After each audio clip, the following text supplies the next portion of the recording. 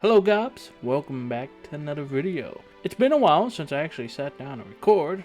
A lot of stuff has happened. Been incredibly hot. It's been my birthday. The Final Fantasy set came out. I had a bunch of family stuff I had to take care of. But that's where I've been, and now I finally have gotten time to sit down and record just for you guys. But you guys didn't come here today for gob updates. You guys came here for some RPG horror stories. Now, you know the whole usual. It's episode 20? 21? Somewhere around there? But anyways, I'm going to go on the subreddit, find some stories, read them to you, and get my advice on them. And it's RPG horror stories. I'm not sure what else you expect. So, these may or may not be real. Who cares? Who cares if they're not real, okay? I'm not saying they're not real. I'll leave that up to you guys. But in any case, they make a great story to give advice on.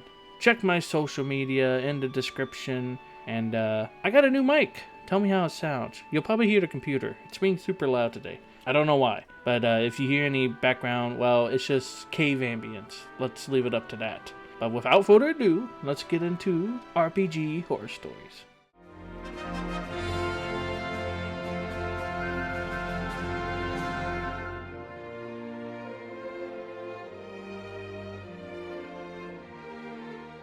Our first story comes from Lazy Insect 7925, railroading DM and his poorly hidden creepy slime fetish. I DM once a week and I wanted a chance to play for once, so one of my players, who we'll refer to as C, invited me to play at a game store with them, so my girlfriend and I decided to go. The day comes, the game starts, and the DM throws us into a typical tavern start. None of us know each other and a bar fight breaks out. The DM proceeds to describe a 10-minute fight in the bar between two randos and a guard, never giving us any chance to talk or roll for literally anything. He just rants for 10 minutes and suddenly the fight is over. Once it's over, he tells us that the bar has a job board that we can look at, or we can go out and explore the town. The three of us say if we want to explore, and the DM says, actually, never mind, you walk up to the job board. The board has 3 jobs, one to slay a dragon, one to slay a giant, and one to investigate an abandoned palace. Obviously, as low-level characters, we picked the abandoned palace. Oh, I don't like this story is in a game store. That's going to be interesting to see how that plays out, but let's continue. After being railroaded through the entire walk to said palace, we arrive and are told that the palace used to belong to a crazy alchemist who made slimes. We enter, and the first thing that happens is a slime crawls up my arm and begins to eat my shirt. No save, no nothing. It's just on me, trying to eat my shirt off, and there's nothing I can do about it. After telling them that I was wearing plate, it moves to C. DM then decides to describe in great detail about how it is a cold, pleasant sensation, as the slime thing eats her shirt off and covers her body. My girlfriend and I, desperately trying to move the story along, interrupt and ask him what happens next. He finally stops and lets us move to the next room. The next room has 2 more slimes who immediately try to eat our clothes again, so we decide to just turn and leave the room. C decides to split the party and continue investigating, and the DM basically forgets about me and my girlfriend here. C avoids about 5 more slimes before making their way upstairs and finding the dead body of the alchemist who left a note behind saying about his greatest creations. C opens a closet and finds said greatest creations, which are 3 slimy flesh dolls that look like famous people and one that looks like you. He points at C when he says this. C shuts the closet and decides to leave the palace, but not before picking up a friendly slime and taking it with them. We leave the palace, end up on some random trail, and follow it to a wedding, which we crash, someone dies, and we're trying to solve the mystery. 100 investigation rolls later, and an awkward attempted flirt from the DM towards C, the 3 of us are about ready to give up, when the DM brings up the friendly slime again. The friendly slime then goes on to explain that the alchemist died of heart failure, about having too much fun with his creations. After saying this, the DM winks at C and then explains that it is important to figure out the mystery. Yeah, no. Girlfriend and I get up and leave and drag C with us. Then this leads us to a long and uncomfortable conversation with C about everything that just happened was weird, and we won't be coming back. C says she understands and we go home. Honestly, I'm not sure if we're overreacting or not, but that's huge creep energy, right? I don't know what he was expecting to happen or where it would have gone if we didn't push the story along or leave, but it creeps me out just thinking about it. First of all, yeah, that is insanely creepy. Yeah, hey guys, here's an update. Unless it's a NSFW game that everyone agrees upon, don't bring your fetishes into the said story. And I mean, there's some people out there. I'm not sure I want to meet those people, but there's some people out there who enjoy NSFW TTRPGs. Go find those people and make a group with them if you really want to throw your fetishes into it. But don't spring them on random people. And second of all, doing this in a game shop, I would probably talk to the game store owner about this behavior. Because if they are GMing for you, they're probably GMing for other people. If it's in a game store, I mean, a game store is a good place in between, so you're not in a private setting with strangers. I mean, there's that too. But probably talk to the game store owner if it's a place you frequent recently. What can I say? Don't be creeps. That's it. Don't be creeps. It's that simple. I don't know what else you want from me. Honestly, I'm stunned that they thought this was the way to do it. Trying to flirt with someone. There's a slime doll of you in there. Yeah, sure. How about you just talk to them like a normal person? But who knows? There's been crazier stories where people have met their SOs. So, whatever. We're going to move on to our next story. Our next story comes from Telsa Effects. I became a DM because of a bad experience. About 4 years ago, I joined an online acquaintances online homebrew campaign with 3 other people. My husband, another acquaintance, and a problem. This would be my first time playing a cleric, and I was excited. I wrote up a simple Tempest domain and collaborated with the husband on our backstory, encouraged by the DM. We were a fighter and a healbot, fresh from the in-universe war, our side 1, ready to start a career as an adventuring party with our new fellow players. Playing a barbarian and a warlock. We have our first session, lore established, universe is cool and full of references, and the DM was super relaxed with ruling. Foreshadow? Second session, we confront the creature of the week, a mother chimera protecting a litter of babies. I rolled nat 1 on initiative. The DM keeps saying throughout all the turns that the mother looks to be injured already and is protecting her babies. I ask on a turn if we can do an animal handling check. No, she's too upset, which is understandable. I choose to not engage, readying myself to heal the others if needed and feeling really awful for attacking this mama. The mother eventually goes down and the 3 babies are left, shaking in fear.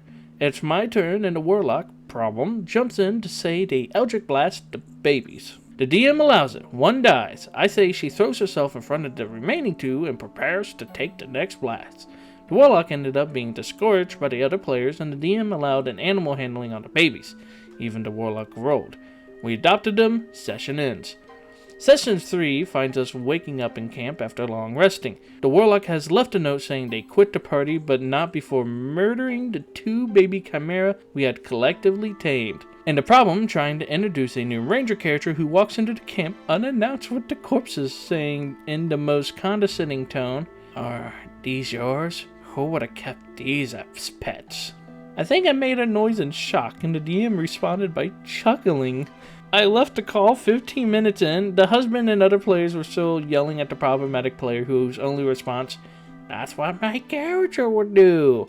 We collectively quit the table that day. The DM has attempted several other campaigns, but never seems to get more than a few sessions before people stop playing.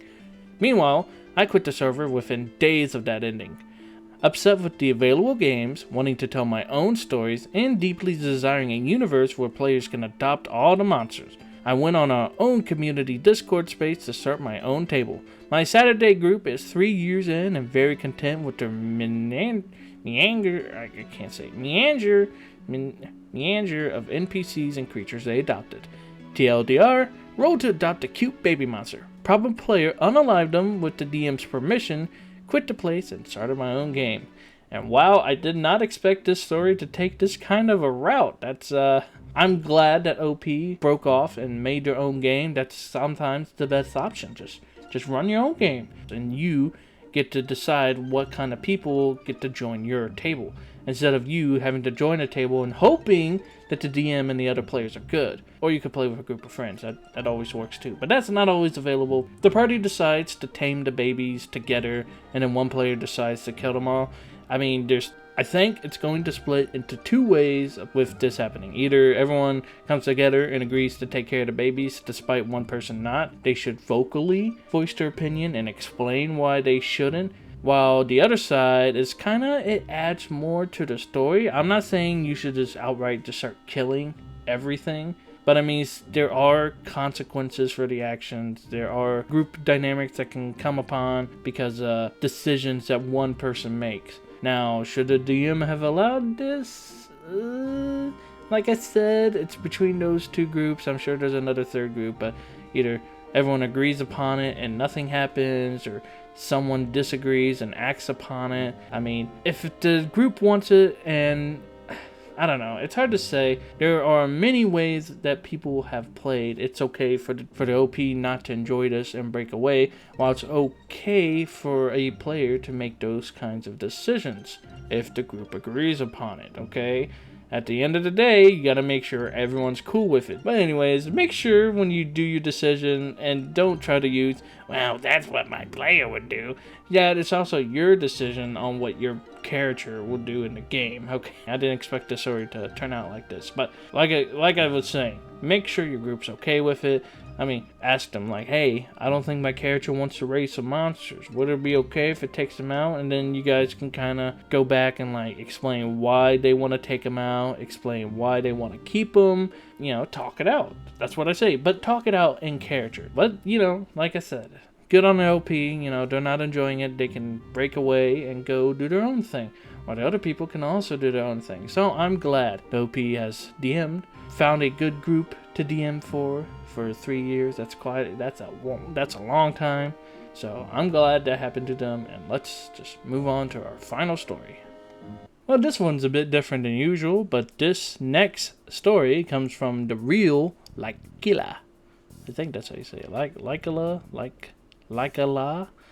Anyways, the DM creates an entire band-list of races, subclasses, and spells. I'm happy for some Storytime YouTubers to narrate this. This has no personal ties to me and won't bring me to the attention of people I'd rather avoid. Not so much a horror story as a WTF moment, but my current group talked me into posting this.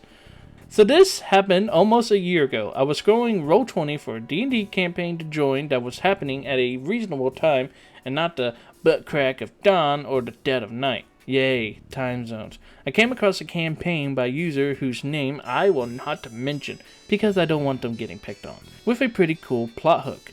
The party grew up in an orphanage and are returning to it to face some of their old memories and trauma. Great hook, awesome horror vibes, very Rule of Rose. Horror game by Atlas, released in 2000s. Hey, is that the same Atlas that makes the Shin Megami Tensei series? I'll have to look into that. Note that for me later. I'm already interested, but as I'm scrolling down for more details, I see the words banned races or species. I think to myself, that's odd, but I guess it's understandable. Not every race is going to fit in a homebrew campaign. See image 1. So I'm going to go ahead and, I'll find some way to post it, but here it is. Banned races or species. I'm assuming these are going to be with the reasons why they are banned. So we have Bugbear, long limb trait and surprise attack ability. Aarakocra, flying speed. Triton, resistant to cold and fire, control water ability. Yantei, pure blood, magic resistance, immunity to poison. Azamirs, Tabaxis, Floorborgs, Goliath, Kenku, Lizardfolk, Triton, Githyanki, Githrill, Kalishtar, Changeling, Warforged, Shader, Minotaur, Centaur, Lexodon, Leononin, Shifter, Tortle, Tiefling. Who bans tieflings? Anything that flies. Wow, okay, that you might as well, instead of making a list of banned races, just make a list of available races. But I digress. Okay, so it looks like this guy wants mostly to keep the races to the PHB.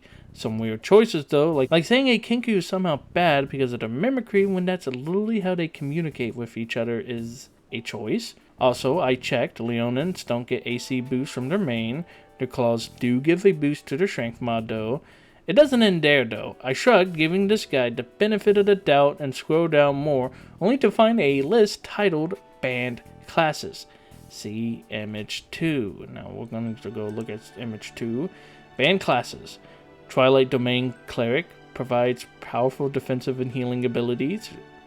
I guess I'm not the perfect person. I don't remember everything that all the sub races can do in 5e, but let's continue. Divine Soul Sorcerer combines the versatility of sorcery spells with cleric spells. I guess. Coffee Lock, Warlock / Sorcerer combination. Uses short rest to convert Warlock spell slots to sorcery points and then create sorcerer spell slots without the long rest levels of exhaustion. I guess. Hexblade Warlock. Infamous already. Lore Bard, Shepherd Druid, Battlemaster Fighter, Moon Druid, Sun Soul Monk, Gloomstalker Ranger, Storlock, Sorcerer / Warlock combination, Conquest Paladin, Oath of the Ancient, Zealot Barbarian, Eldritch Knight, Assassin Rogue, Arcane Trickster Rogue, Drake Warden Ranger, Abjuration Wizard, Evocation Wizard? Those are base game, hold on. Aren't they base game? Oh man, Shadow Sorcerer, Ancestral Guardian Barbarian, Divination Wizard, Elfbreaker Paladin, Swashbuckler Rogue, Tempest Cleric, Valor Bard, Blade Singing Wizard.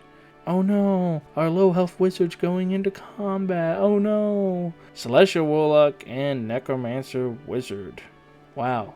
Just make a list of what's available. You know, if you just want something from the player handbook, just write from player handbook only or run by me if needed, instead of having to sit here and ban everything. I think sometimes you don't even need a reason to ban something unless they ask for it. I think if you just want to ban something, you can just go ahead and ban it and just say for story purposes or porpoise. Gosh darn it, porpoise. Gosh darn porpoise. But again, you can just say it's for story purposes, or you know, you're the DM, you get to control what happens. So sometimes a class, or you don't like certain class mixtures or combinations, but just see what your players want to run first, and then base it off of that. But back to the story. This is where that benefit ended, and I started scratching my head. Soullock / Coffee Lock and Hexblade? Sure, I get it, but he basically banned about 20% of the 100-something subclasses in D&D. Roughly, not a math person. Mind you, he hadn't noted down anything about Artificers or Blood Hunters, but most of these are in the PHB or Xanath Ars, with the rest being from Sword Coast Adventurer's Guide or Tasha's or the Dungeon Master Guide for Oathbreaker Paladin, and it's just feeling weirdly specific, especially when you can essentially boil his reasons down to too much damage or too much CC, and what else? There was also too much healing or too much versatility, and it's like, geez, dude, what do you want? Then we have the banned spells list. See image 3. Now let's see this final image. Our banned spells are Silvery Barbs, which is pretty understandable. That spell's kind of crazy.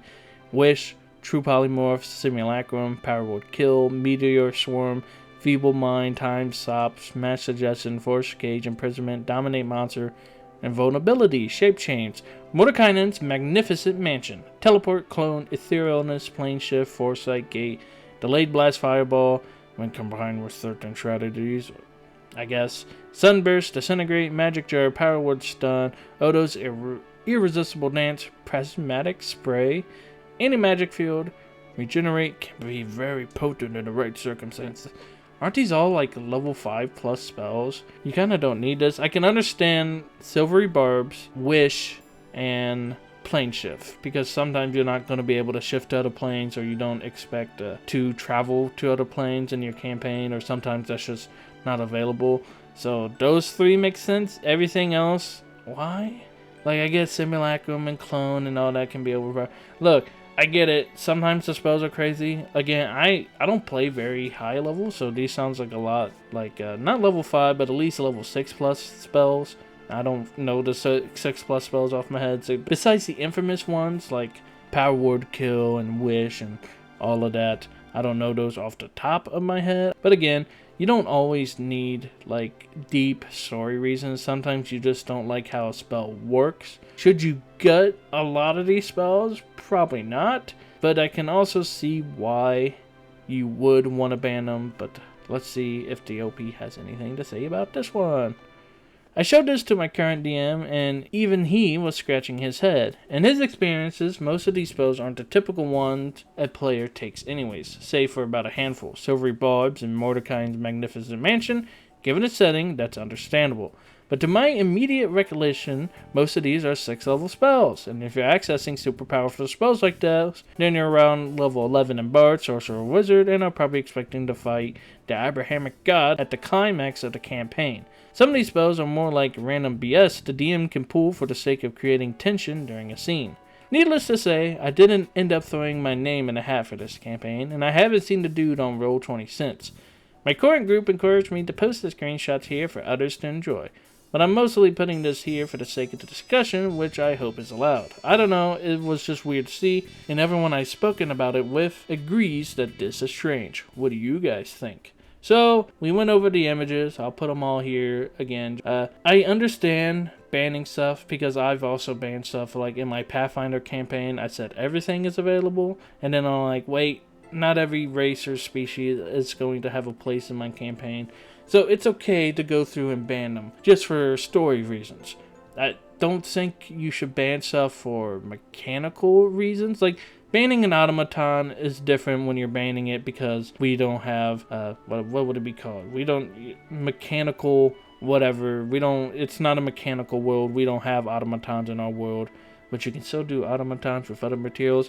But just as an example, sometimes automatons just aren't available in certain campaigns due to the technology of the world. Now, it's one thing to ban them based on because of your story, which is completely reasonable, or if they are in your story, but banning them as a player option because it's OP for some reason. Like, yeah, I guess automatons can sometimes have high AC depending on what they pick, if I even remember automatons correctly. But there are a slew of other things. Again, not every race is going to be available, but should you need to write down a big list of banned races, I say write down available races. You know, maybe sometimes you just want player handbook races, then write them down. But then sometimes you have some extra races that you just want to throw there and for fun. So just let your players know what races are available.